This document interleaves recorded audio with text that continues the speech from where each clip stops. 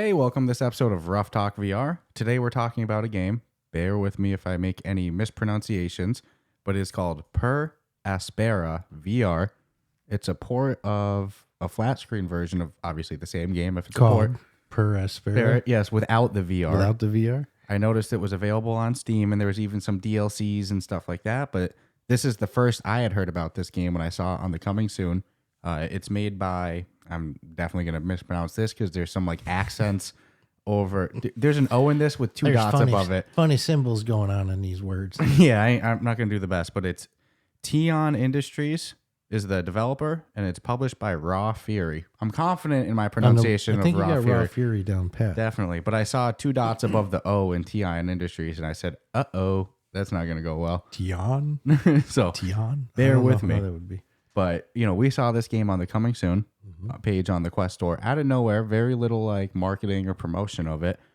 And we were like, this is a day one buy for us because it is a top-down, real-time strategy game, which longtime listeners of this show, they'll know we've talked about, how many times I've talked about Civilization, Red Alert, wanting these type of games.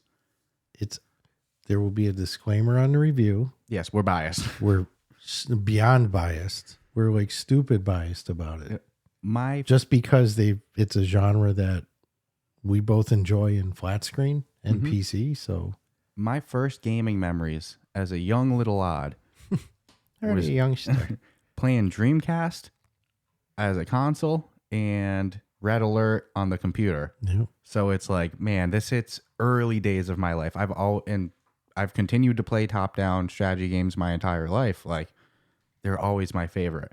But what's interesting is this one has such a good campaign in it. Usually the way I play top-down strategies, I'm more about like scenarios.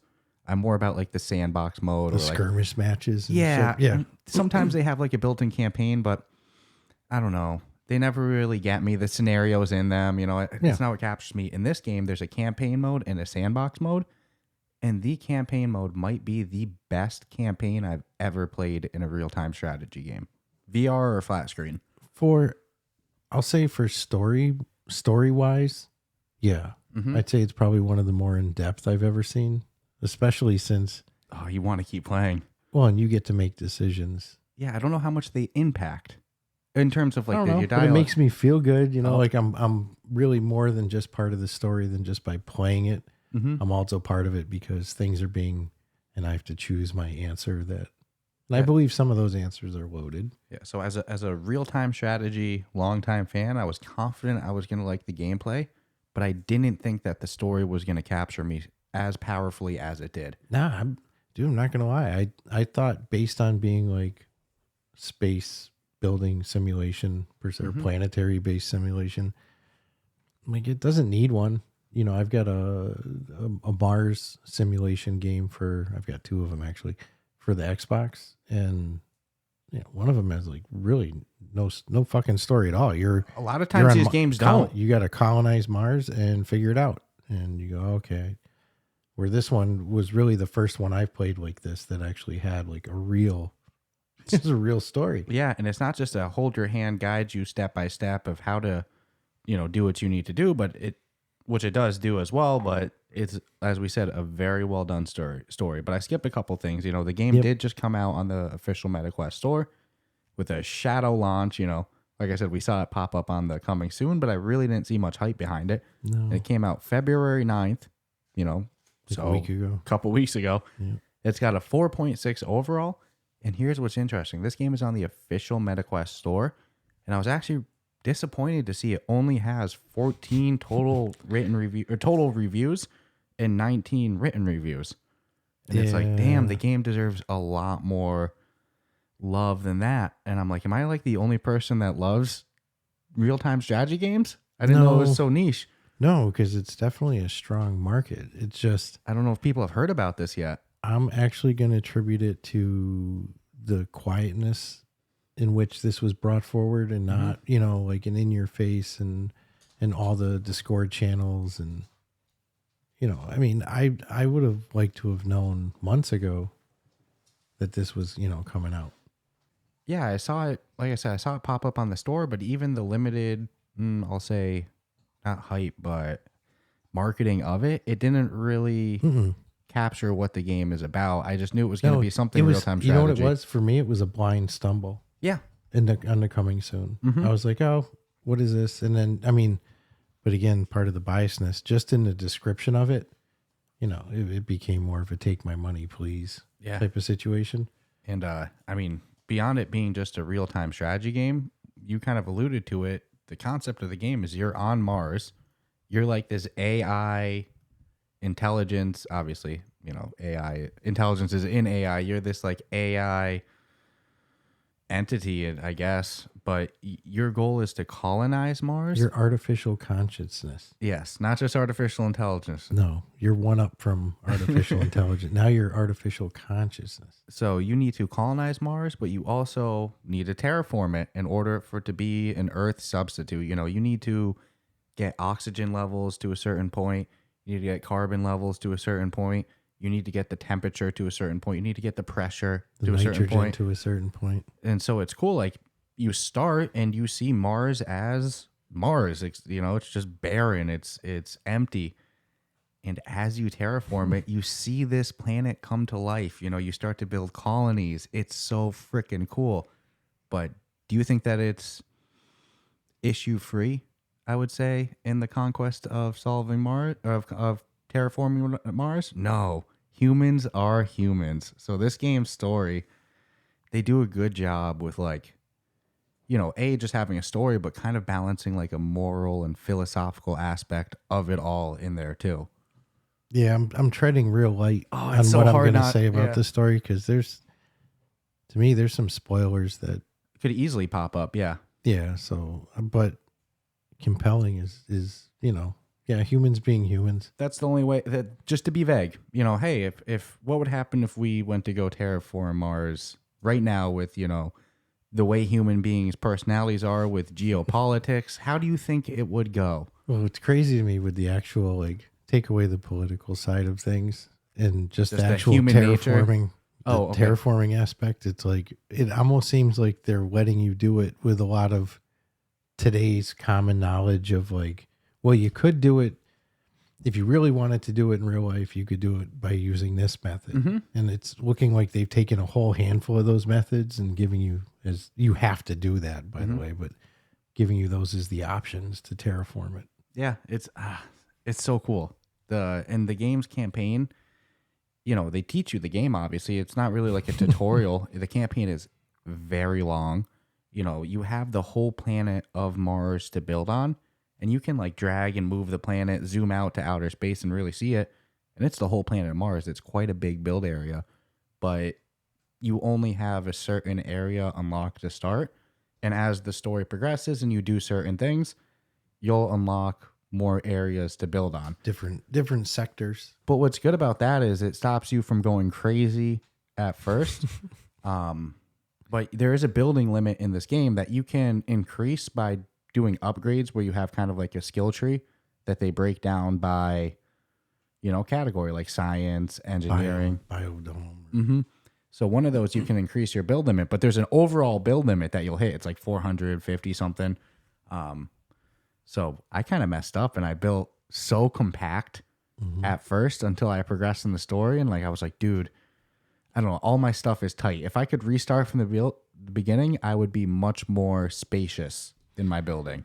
Yeah. Where I screwed up was I built using like that city builder mentality. Like I'll, you know, build everything like neighborhood. And then when I saw in one of the options, they let you, as do all games like this, like, you know, what's my utilities, what's my water, what's my environment. And then when I ever clicked on the one that says traffic.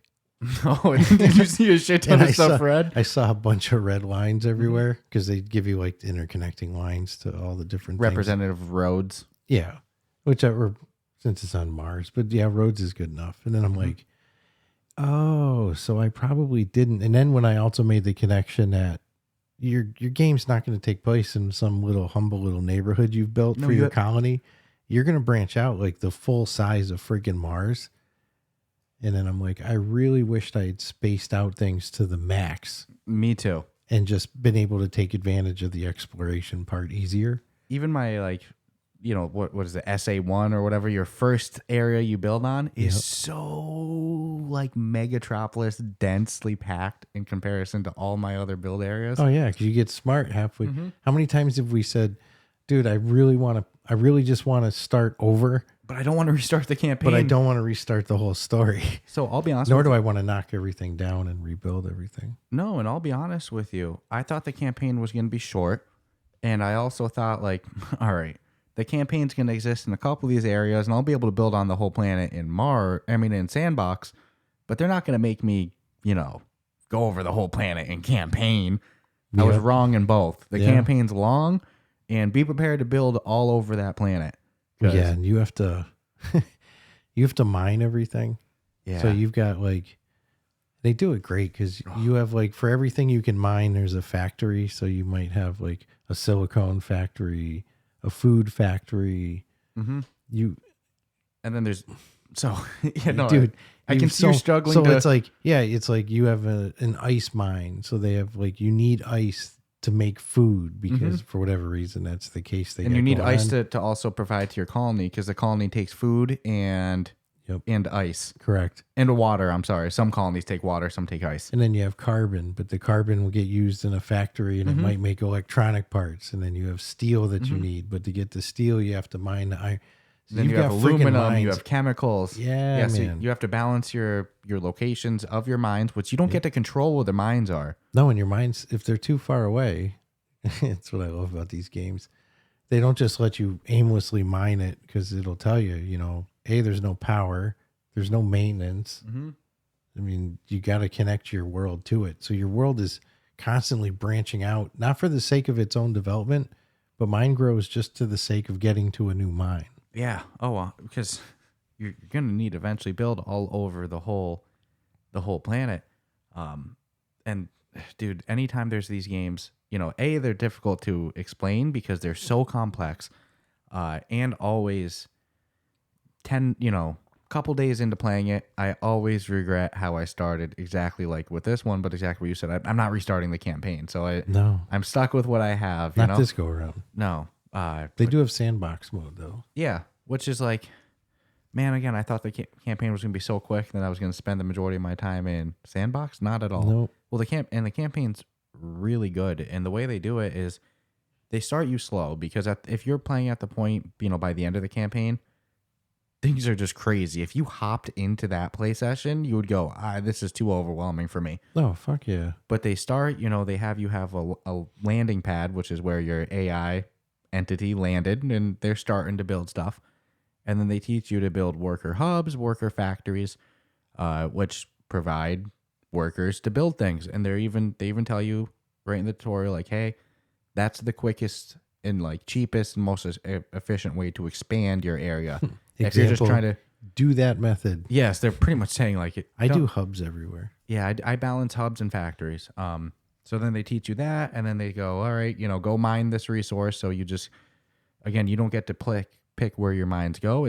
They're available on the map, but you don't see them all. You only see like right in the area of you, and eventually you unlock an archaeological scanner, which will like scan the area around it and find it. An archaeological because it's not. It's not. What is it called? No, it's like an areological. Yeah, that's just where my brain went. Yeah, every time you kept saying it in party chat, I was dying. This is how we got to Elven table tennis. No, I didn't even correct you though when we were playing, and I'm like, I pulled it up on my build map, and I'm like, Which I will say, pulling up build maps and seeing how much resources and planet information is probably the easiest I've ever seen in any game, and it's wicked detailed down to the temperature of your planet. Yeah, but yeah, when you called it that, I like pulled it up and I'm like, that's not what it's called. I'm like, don't say nothing. Don't say nothing. Yeah, no, you know what I was going to say. I'll say it 100 times on this one. It's all right. You call whatever you want. Yeah. But your scanner. Yes. Yeah, your scanner that finds more mines around you. So when you find a mine, you click on it and then you go build, and then it'll build there. And everything that you build has like a little kind of circle radius around it. And that circle radius needs to be touching, you know, your other build areas in order to connect a road and actually have things be able to access it. But then exactly what you said, you know, so you're going to have a bunch of different types of materials to mine: uranium, carbon, aluminum, chemicals, you name it. You know, if you can think of, you probably need it on Mars to terraform, you're probably going to mine it. But then you're going to have factories which take like 2 types of different resources and produce an additional type of resource. Spit out a new resource. So, that you have to have. Yes. And factories you get to build anywhere you want. And then the game starts to teach you about maintenance and energy, which you kind of referenced. So you need to make sure everything has maintenance and energy.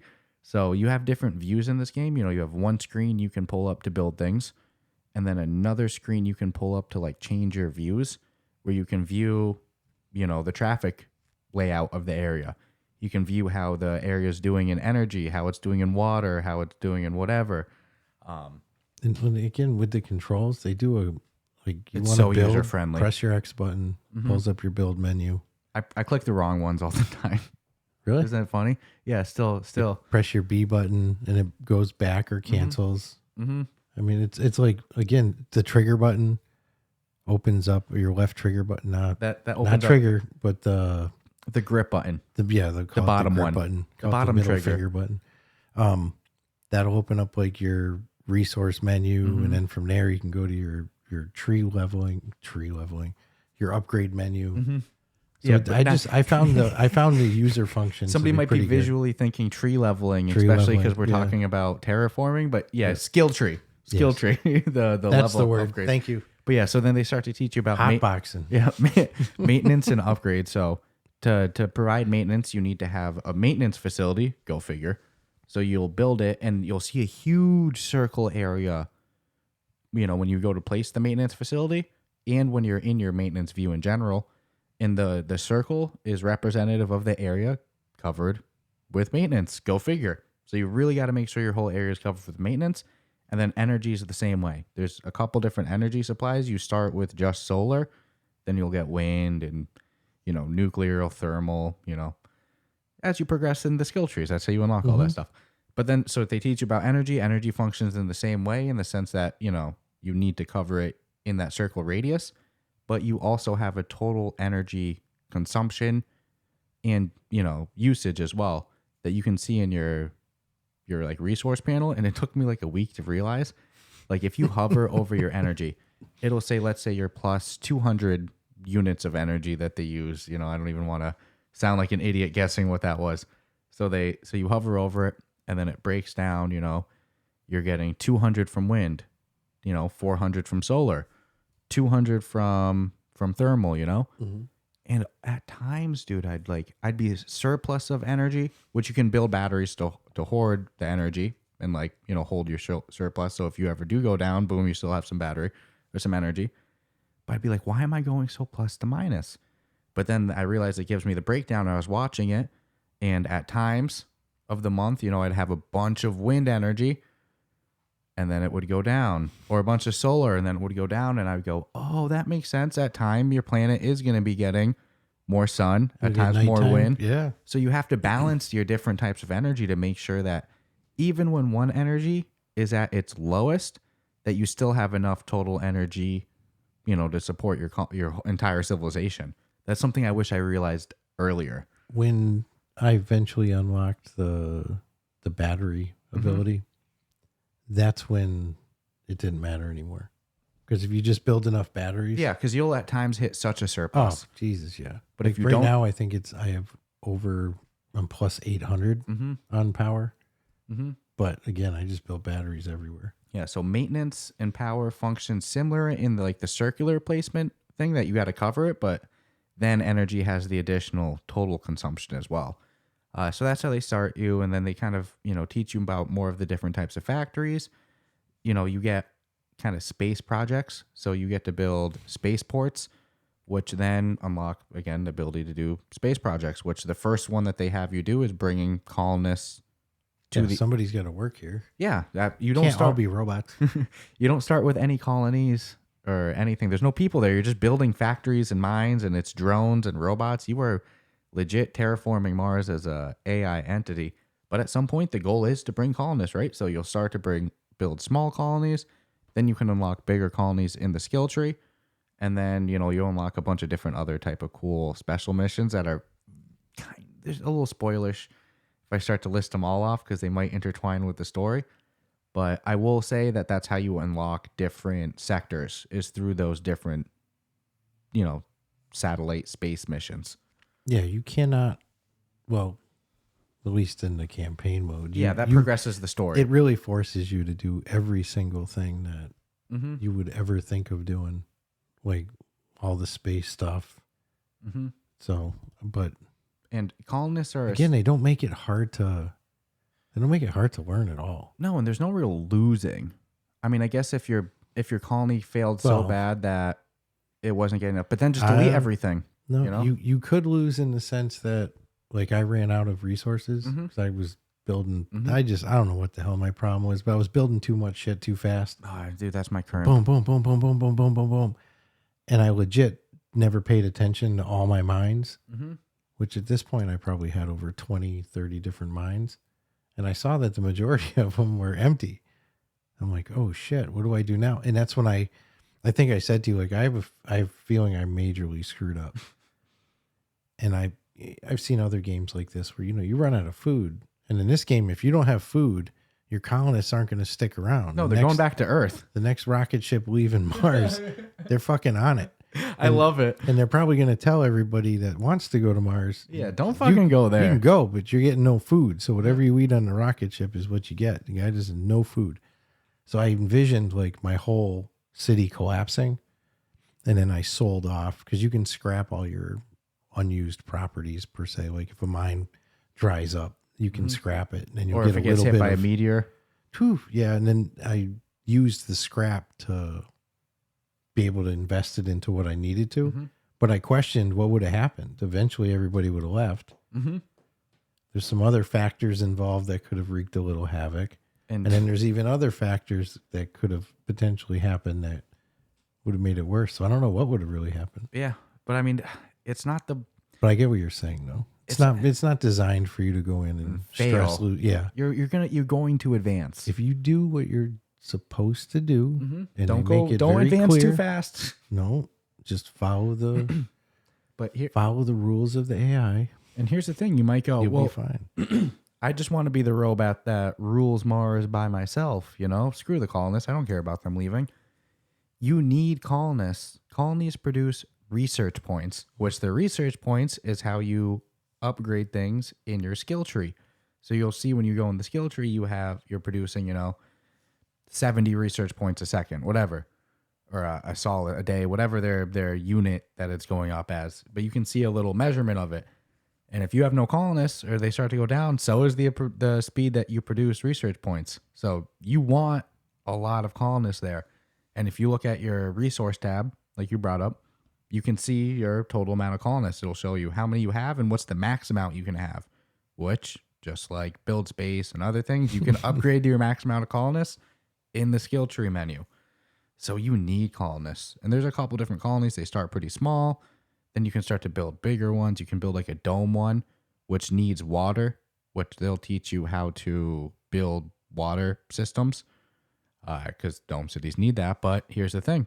There's no water there at first. You got to terraform the planet enough for there to be water in the first place. So it's a catch-22, Yeah, it slowly becomes its own living organism per se, with the exception of having to mine it. But you can take that water that you're able to harvest and then turn that into ice. So there goes the ice mine. You never need to look at another one of those again. Yeah, once you get the actual water bodies. And here's this isn't a spoiler of the story, but there's times that you're building and you'll see a message and you're probably going to be like us and ignore it. Or maybe you'll be smart and you won't ignore it, but there's no water anywhere. But you're going to see a ticker that says flood warning when you build something there. I liked how you summed it up to me when you finally figured it out. You go, whatever you build there, just be comfortable with losing it. It says flood warning for a reason. There might not be water on Mars today. Yeah. But the goal is there for to be water. The water's going to go somewhere. Yeah, they make it pretty crystal clear with the... I lost so much shit. And what got me thinking was like, any area that you can't build, it's obvious. You can't build here. But I'm like, well, that's weird. It's telling me that it's not glowing white, telling me it's a perfect location. It's yellow. And it's telling me that it's in a flood zone. So I'm like, all right. So in my dumb brain, I'm like, well, it's not raining on Mars. So maybe it was like a past like we know there used to be a rainstorm on Mars and this is where it would all pool together. Not necessarily the No. case when you're the guy trying to bring an environment to Mars, but you can still build on it. But like I said, just Be prepared to loot, like be comfortable with that. don't put anything there you don't want to live without. And there's also in this game, you'll see them with like little symbols. It's very obvious to build research centers, which is another way to gain. Little question mark, isn't that? Yep. And you'll gain, additional research there. But they also kind of give like a little lore tidbit when you build some on dialogue. It'll be like a little pop up. Yeah. It's not going to be audible. No, there is audible dialogue in the game, but the research facility dialogue is not. It's just a text that pops up. But at some points, they are required to advance the story as well. Just another gameplay element. But the game does a really good job of slowly introducing all the elements to you so that,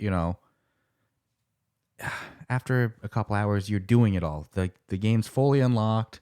Maybe you don't have all the sectors unlocked, but like most of the build stuff's unlocked. You have the biodomes, you have the aquadomes. I love that there's not only the resource management and building aspect of this game, the terraforming aspect where they're pretty scientific about like, all right, we need to do this to the atmosphere in order to do this. This is the next step. It was almost a little educational of like, this is how we would terraform Mars.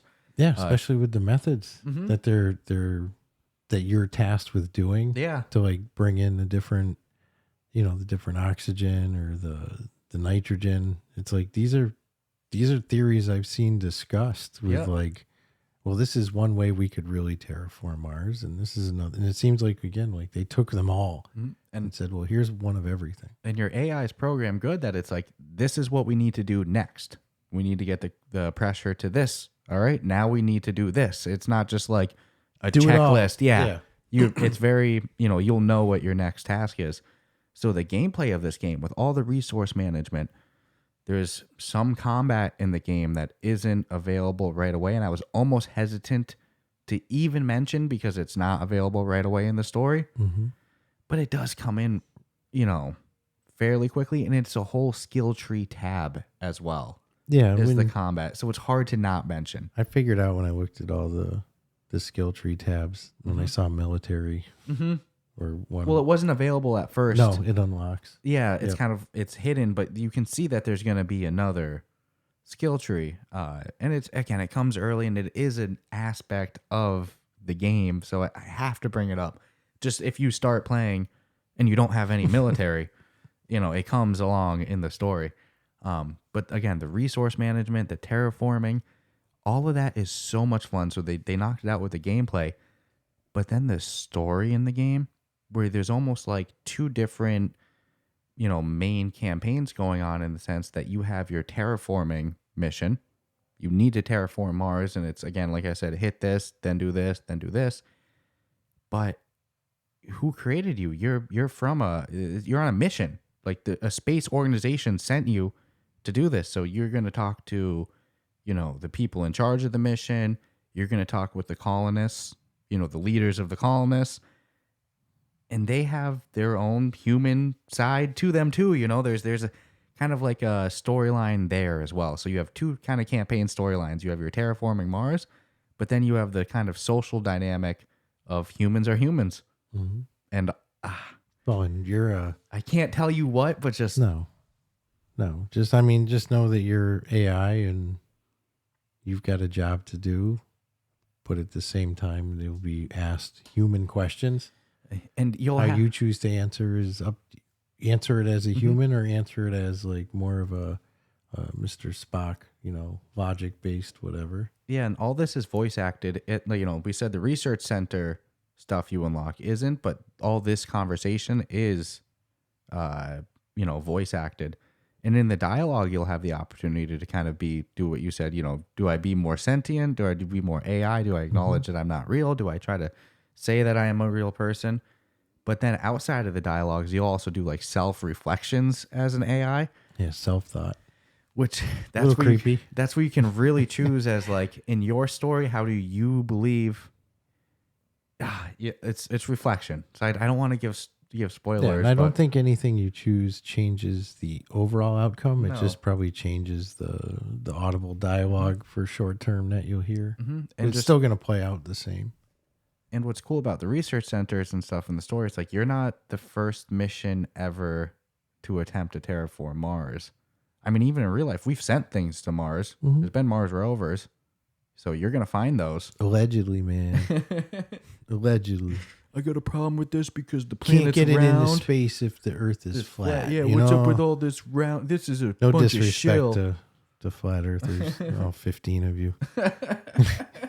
Fucking looked at a painting of This the game Earth is- and you're like, if it was round, it would be round. It's a. This game's made by a bunch of shills. NASA propaganda here. But no, the storyline in the game, both in the terraforming aspect and the human aspect, is really well done and really captured me to like, I need to keep playing. I need to know the next step. Yeah, I did not. I'll say that was the hidden gem to it all. I didn't expect it to have. I thought Sandbox was going to be my shit. Yeah, man. I mean, to me, that's how most of them are. To me, anyways, is like even if you do like a campaign, usually they're like the minimum blah blah blah. But you really want to get to like either create your own campaign or the skirmishes. I think they were really called, where you could create your own Or skirmish scenarios or something. scenarios. We were playing the other night, and they give you good controls of being able to control the speed, which is really nice. You can go from 0 essential. to 8 times. So if you just want to sit there and whip I'm through, always on 8 times speed. yeah. I thought it would have a downside, but it does not. No, they tell you how long you've been there. Like your year, like this is year 2. But year it doesn't 3. say if you don't have this, and this by No. year 30, you're dead. You know, so I'm like, just nothing. I'm wrong glad with just- too. It would be an unnecessary stress in this game. I like to take your time, leisure pace. I treat it like it is though, just because of past Yeah, well, and 'cause experience with games like this. again, a I'm character, like, I'm on time a is of- mission. like the Xbox one, Mhm. dude. Your ship lands, and literally, it's almost like expect you to die in a sense that there's no way you're gonna go in. It's the first time and figure it. You got to go in there and like build an oxygen room and then really put a connector on it and then some where you're dead. I mean, you die within 2 minutes of playing. Because this game's not like that at all. No, but in my head, I treated it like, oh my God, I need to have this. I need to have this before I really let it sink in that like, you don't really need to be this fast about it. Nobody's like dying of oxygen deprivation. And Yeah, these games always make me laugh of how little I understand when I first start, but I'm just doing stuff and I figure it out as I go. And like I said earlier, I'm never happy with how my first build goes. But no. the story's too good to start over. I can't. Yeah, that's You what know? we were saying on Party Chat. I'm like, dude, I just want to. We were supposed to both get off. Yeah. It's like 45 to an hour later. I'm like, but I just want to know more I think of the I story. hopped off at like 11:10, and then I get a message from you at like 12:30, like, yo, didn't even realize you got off. Yeah, I swear to God, I didn't hear you say bye or nothing. The last thing I remember you saying was, I'm going to have to get off soon.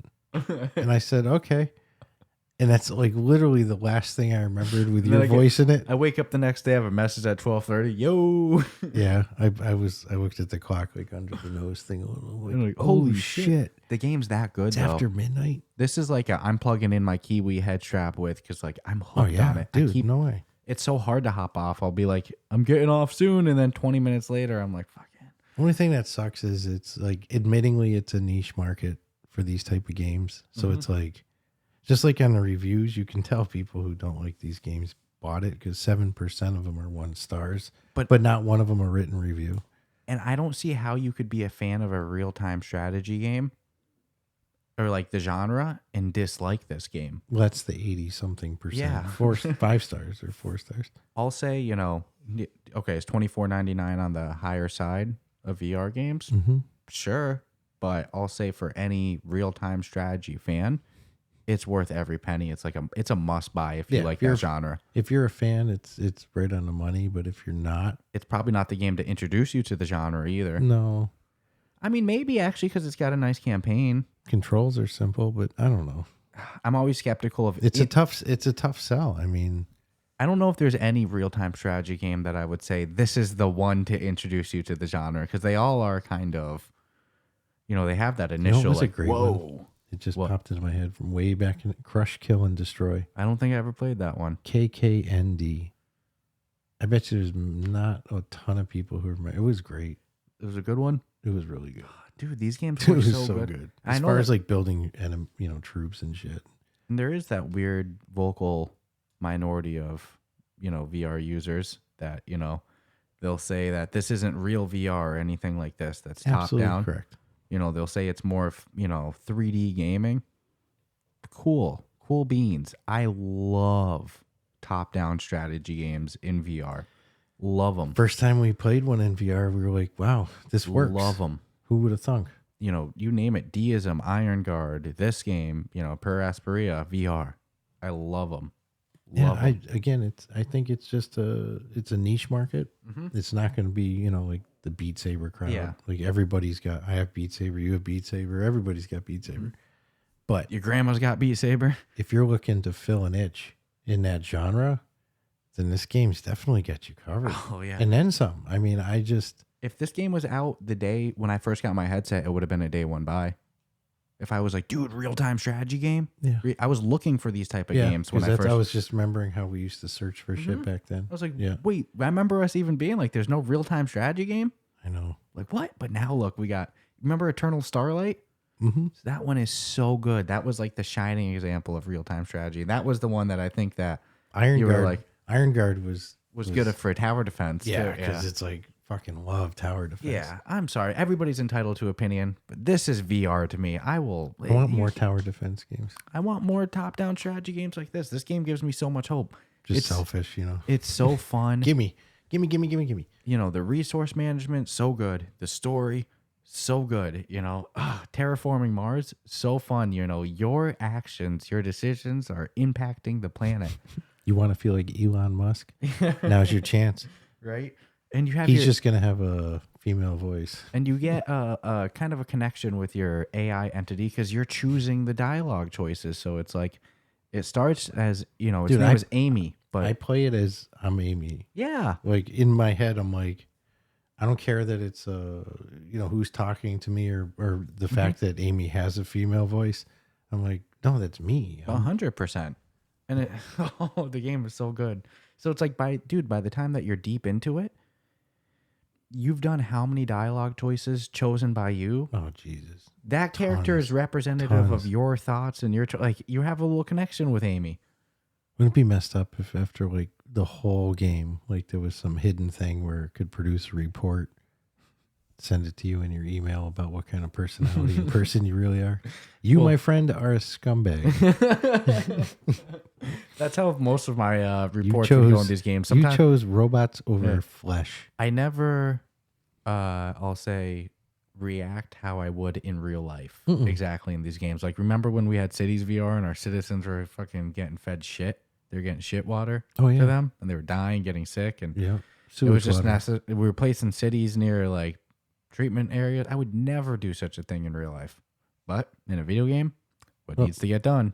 It's always cool they let you really create that really deep, devastating third world experience if you want it. But man, this game was...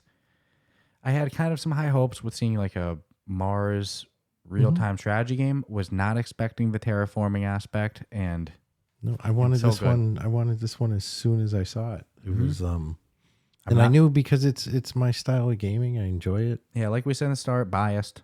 We like real-time strategy games. You put out a polished real-time strategy game, and polished enough to make it through the meta QA onto the official Quest store, we're probably going to like it.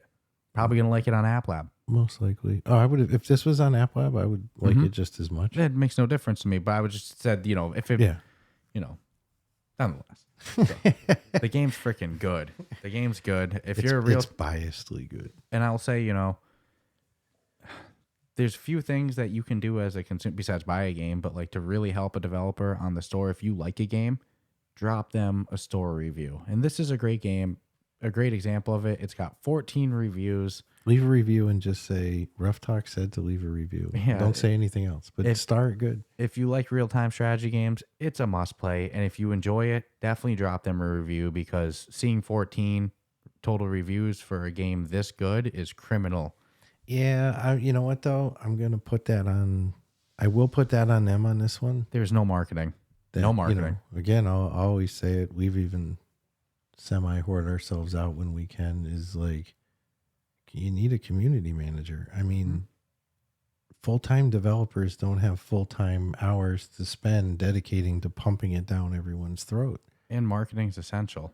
Yeah, it's like, yeah. At this point, we're hitting that Yeah. point where just being a good game in VR isn't enough to guarantee success. No, and that's Word of why mouth is nice, but you need marketing. I'll bring up fast travel. I mean, it's no secret they'll get your game to the store. They and it could be as simple as, look, they know the formula and they will look you in the face and spend the time to say, this is what you have to do and this is what has to change, and then boom, bang, boom. Well, this is So, a great example. Just being on the official store is enough, though, if people don't know you exist. no, you this know? one But I'll guarantee you there's a bunch should of... have more than 14 ratings. That's what I'm and saying. 9 reviews. It's so good. It's such even a if good it's game. only been out for just about 2 weeks. And I struggle to believe that there's not a large user base of people who enjoy real-time strategy games. Yeah, I know that's just the default courtesy you get for having a game on the store. yeah. I don't know how many people skim that area like me and you. You know, we check it like once a week. We're pretty on that area. I'm a little sad that we had to discover this one pretty much on our own. Organically. Yeah. Yeah. Sometimes that bothers me. Yeah. I don't mind organic when store scrolling. I like it when point blank they'll just hit you up and be like, look, this is what we got. Well, here's the that thing. you already know. And then imagine if you had early access. Yeah, well, it's not only us in specific, like us getting access. Right? Just think about it. If we're deep in the VR niche, we're deep in it, and we didn't hear about it too much. Think of how little your general consumer did. Yeah, you know, I get it. But this game, if it does, I mean, it deserves. If you it deserves more love. Yeah, if you enjoy real-time strategy games, I can't recommend this one enough. This one's so good. Well, it's not like hundreds to choose from at the moment on the store. I can think of this and Eternal Starlight for real-time strategy, like resource management. Then, you have your God Sim like Deism, and then your tower defense of Iron Guard. And they're all different from each other. Oh, yeah. I would say this, any similarities. Well, Eternal Starlight was more like mission-based and combat-based real-time strategy. This is like resource management real-time strategy. It's different too, Oh, fuck yeah. It checks my language. No, but hey man, it checks a box that we've been waiting. Well, 2 they years say for. in their description, planetary simulation game, I think is like in their first sentence. So I mean, if that's all they said in the description, I'm sold. Yeah. I would have still gotten it. And then terraform a planet, make Mars suitable for humans. I feel smarter for playing it. I won't lie. No, it felt educational. Absolutely. It's one thing to hear like, scientists say shit. It goes in one ear. You paint your own picture. It's more engaging in a video game. It proves to me the value of VR educational training. To be able to we always go back to it. Yeah, we want to see VR used for education, but do you feel like a little smarter for playing this? Like in the sense of like terraforming a planet and what things that you never considered before. But in a serious sense, if you were to really hands-on educate someone to terraforming a planet, you'd probably learn because you're really freaking doing it, just not as an AI. And I love that it touches on the philosophical side of it. It's like, geez, I left playing this game one night. We're all connected, man. Get off my it. Buildings are all connected. We're all connected, dude. Playing way too late. I get off. I'm laying in bed. I'm like, dude, there will be a day we make it to Mars, and when we start terraforming it, there's no going back. That's a permanent galaxy change that we're going to do as a human race. Whole solar system sucks right into it. Well, I was even saying that off air. I was like, well, who knows some crazy mofo decides to nuke it and it has unintended consequences, messes up with gravitational. I don't know. You know what scares me worse than that is like the theory that it's like the universe rubber band theory. That it explodes so quickly, right? And expands, still expanding as we speak. But just like a rubber band, it reaches a maximum point and then it snaps back. And how does nothing turn into nothing? But you die. Dude, imagine if like they knew like it doesn't matter there's what the happens. end of there's the end of the universe. You're dead. And 22 years and 8 minutes and 16 seconds from now, everything disappears. That would freak the fuck out of me. But just the thought that it's even possible, like scientifically on paper, like the universe could as fast as it was built, it can be unbuilt. Dude, we are going to terraform a planet one day. Crap. And like I said, we're going to terraform tons of planets. How do we know we already haven't? We're just the idiots they kicked off on this rock. Yeah. These were the non-productive ones. They all get a happy rock. Wait, experiment XYC 742 is still going. I thought we discontinued it. What do you mean that they became self-sufficient? Like, how great would it be to go to another Earth-like planet and then basically run into pretty much identical? No more or less technology than you used to get there is what they got. Same problems in their world they got. I don't know. It's weird. I'm getting too deep. As we're shooting down balloons. I love the idea of imagine if in those balloons it was like an alien invasion, but you know, they did some calculations of Earth from like millions of light years away. The wind patterns wrong. No, and they're like, dude, we're going to go in there and we're going to stomp them. And then they land and they're like, these guys are massive. And it's like these little tiny mofos in the balloons, you know, they like completely did miscalculations and they're like, we didn't know we were going to be this small. What is this? They're giants. We're out of here. We just come over with an F-22 million times bigger than it. No, unfortunately, if aliens were coming to our planet and they wanted hostility, chances are they won. Yeah. Their technology would be so much more advanced to us that they could be the size of that balloon and fucking we'd be just disappear, not even destroyed. It would be like shutting a TV off. Just pew, you just see that object just disappear. Where the fuck did it go? Flick it. You guys don't have that technology yet? Oh, this one's a wrap. Oh, dude. Well, the last thing I'd ever want to do is run into an alien that was like a human, because then I already know. Oh, I'm going to get dissected. I don't. There's things I want to talk about in this game, but there's put in a spoilers. zoo. You know, there's things in this game with the story that tickle certain like extraterrestrial interests of me, and they just tickle it. They tickle it. You know. Oh God, the story in this game is so good. Do you want to go into our final thoughts and our review though? Yeah, I think we've touted this one enough. I love this one. And what's honest though, look. No way. Look though, that doesn't mean it's going to be 100 out of 100 way. because our review categories are fair and they break it down to the individual aspects of this game. So even if we love a game or we hate it, you know, there might be an area it is good or strong and that's going to reflect in the score, you know? So we'll be back with you in just a moment with our final thoughts and the rating. You know, in the meantime, you can go check out the show notes, the episode description of what this episode's about. And at the bottom there, you'll find our Discord server and our Patreon link. Highly recommend checking those two out. Discord's a party. You know, we're great community, very welcoming.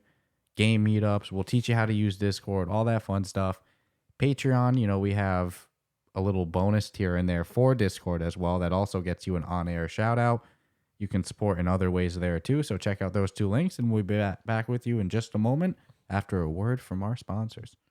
This podcast is brought to you by Kiwi Design, the leader in MetaQuest and VR accessories. And now you can deck out your device while supporting the podcast.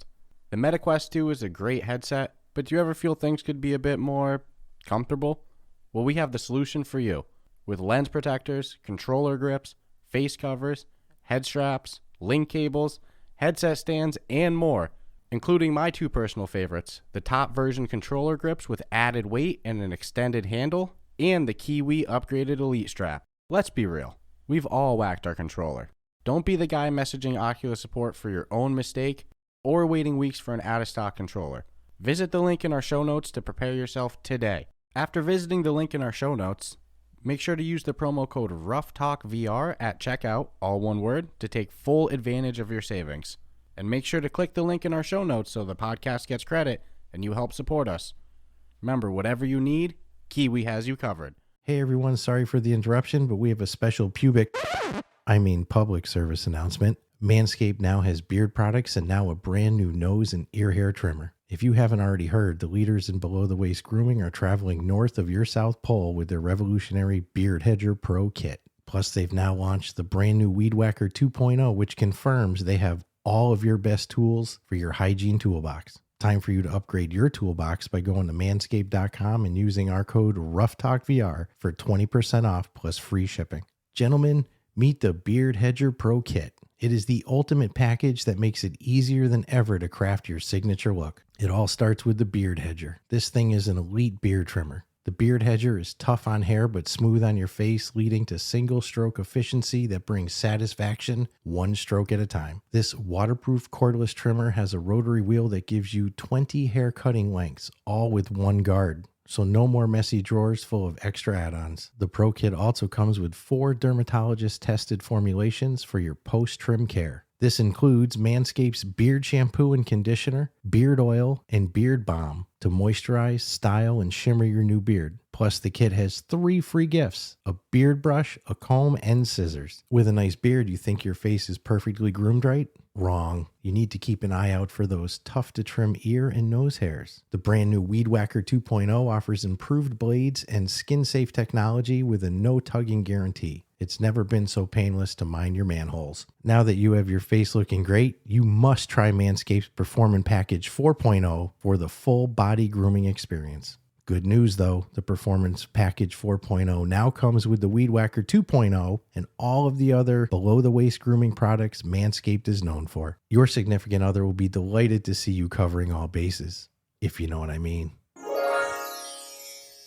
So get 20% off and free shipping with our code Ruff Talk VR at manscaped.com. That's 20% off with free shipping at manscaped.com and use the code Ruff Talk VR.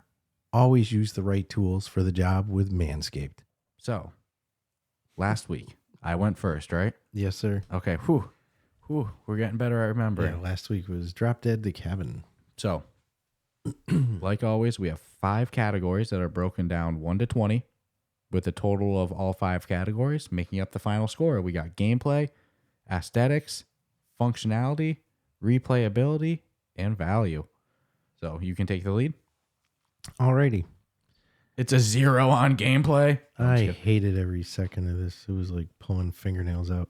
No, I'm biased going into it, so take that for what you want. If you want to shave 5 points off everything I say, then you can do so and go, well, that's probably what it really is. But gameplay, I give it a 20. It actually exceeded my expectations. I didn't know the story was going to be as compelling. I keep like wanting to play it, not having to play it. So excited to play it. So, I mean, the gameplay 20 plus the sandbox mode, which is just the icing on the cake. So you can keep playing it and not have to worry about the campaign mode. A 20 on gameplay. Aesthetics. This is going to sound brutal, but I give it a 10. It's not graphically like this, marvelous, Red Matter 2, but I also realized it's not really needed and it's not the purpose. The sound score is pretty good, but the graphics, unless you zoom in up really close on something, are pretty much non-existent. Other than like Mars itself. And even that is, I think it's fair to say it's a 10. And that hurts, but it's like that's part of our ratings are honest to what they are. So aesthetics, a 10. Functionality, had no issues, had no glitches, had nothing. So functionality, a 20. Again, I didn't get kicked out of nothing. There was no, I don't know, just nothing. I mean, it's not like a lot of complex controls going on, so I'm happy to say it's nothing, but out of fairness, functionality a 20. Replayability, they get a 20 out of me. I'll still play Red Alert 2 if I have the time, It's like, that's over like 20 years. I don't care. It's like I love the style of gaming and the fact that this has a built-in sandbox mode, and knowing that flat screen has additional shit that could make its way over to this. I'm sticking to my 20, but that is a category you could shave 5 from, admittingly. And value for money, for what you're really getting out of it, it's a 20. I could argue a 15. I really could, but I'll throw a little bias on there to go, I have no problem saying 24 is $24.99 is bad. So value for money, 20, 10, 20, 20, 20. I give them a 90. It's funny. There's actually a moment ago on the video I showed my score on the screen because I'm like I was trying to read it. I'm not copying you. I promise. I already had this pre-written. I think you'll find our scores are very similar. You know. That's funny. No, because I think we both feel the same about the genre, so we're both biased in the same ways. But you know, we got to be real about aesthetics as well. So I'll get to that. So gameplay for me, that was the easiest category. If I could give them a 25, I would. It's a 20 out of 20. The game, well, cancel a category. I'm sure you can. right, dude? I'll shut up. Beyond the gameplay itself, the storyline of it is so freaking good. You have the resource management, you have the storyline, and you have the terraforming aspect.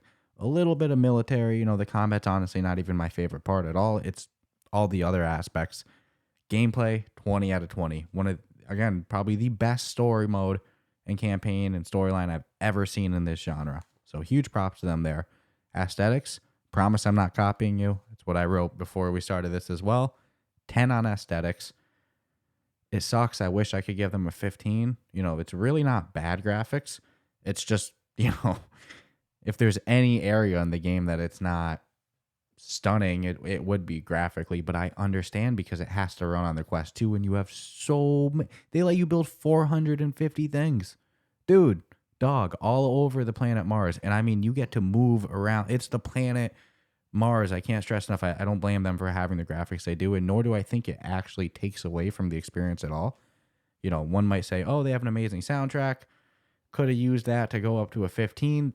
I'd be stretching a little too much doing that. You know, if anything, I'm biased enough in the other categories. So I got to hit them with a 10 here. But functionality, 20. Didn't have a single glitch, single crash. Nothing felt like I should be able to build there, but I can't. If anything, sometimes they let me build a little extra close to an edge than I thought that I should have. You know, if anything, they're more on the generous side. But there's no glitches, no issues there. Functionality was an easy 20. Replayability, exactly what you said. You give me any real-time strategy game, doesn't matter how old I'll play it. They're freaking so much fun.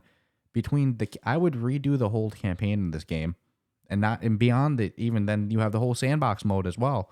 I mean, this game is freaking good. Replayability was a 20, and then value.